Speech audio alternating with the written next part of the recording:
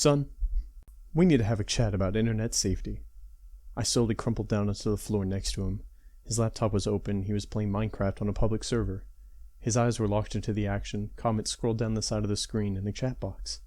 Son, can you stop your game for a minute? He exited the world, closed the laptop, and looked up at me. Dad, is this going to be another cheesy, scary story? What? I faked hurt feelings for a second and then grinned at him. I thought you liked my little cautionary tales. He grew up listening to my stories about children who encountered witches, ghosts, werewolves, and trolls.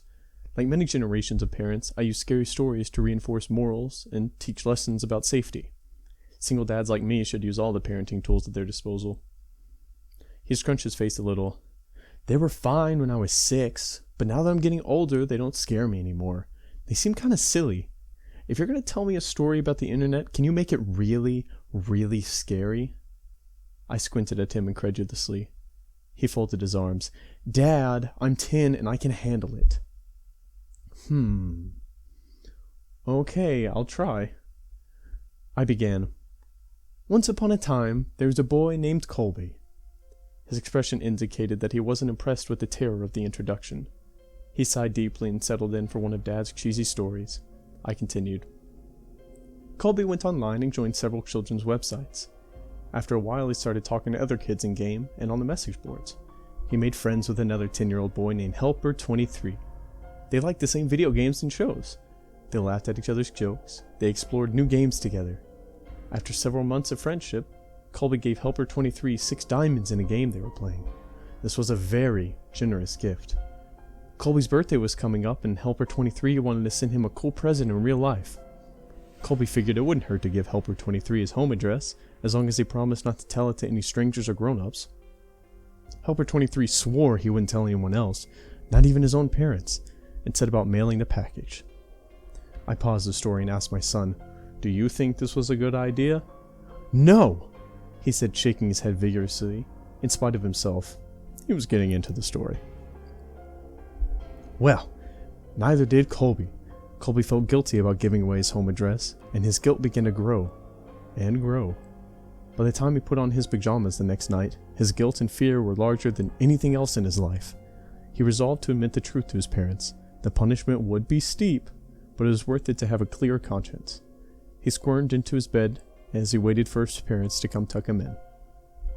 My son knew the scary part was coming up. In spite of his tough talk, he leaned forward wide-eyed. I spoke quietly and deliberately.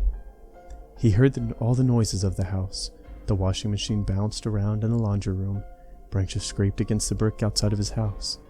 His baby brother cooed in the nursery. And there were some other noises he just couldn't quite pinpoint. Finally, his dad's footsteps echoed down the hall.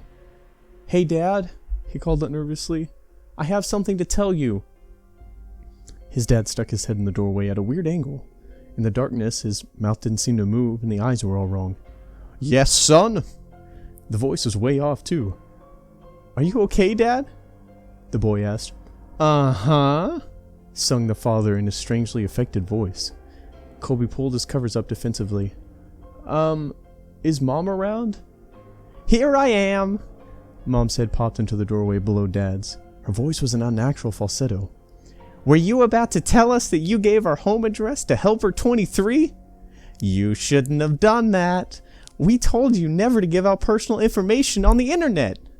She continued, "He wasn't really a kid. He just pretended to be one. Do you know what he did? He came to our house, broke in, and murdered both of us, just so he could spend some time with you." A fat man in a white jacket emerged in the child's doorway, holding the 2 severed heads. Colby shrieked and gasped as the man dropped the heads on the ground, unsheathed his knife, and moved into the bedroom to work on the boy. My son screamed too. He twisted his hands defensively over his face. But we were just getting started with this story. After several hours, the boy was almost dead and his screams had become whimpers. The killer noticed the wailing of a baby in another room and removed his knife from Colby. This was a very special treat. He had never murdered a baby before and was very excited about the prospect. Helper23 left Colby to die and followed the cries through the house like a homing beacon. In the nursery, he walked to the crib, picked the baby up, and held it in his arms. He moved towards the changing table to get a better look, but as he held the baby, the crying died down. The baby looked up and smiled. Helper 23 had never held a baby, but he gently bounced it in his arms like a pro. He wiped his bloody hands off the blanket so he could stroke the baby's cheek. "Hey there, sweet little guy." The beautiful rage of sadism melted into something far warmer and softer.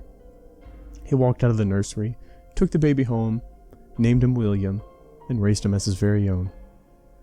After I finished the story, my son was visibly shaken. Between ragged staccato breaths, he stammered, "But, Dad, my name's William." I gave him a classic dad wink and tousled his hair. "Of course it is, son."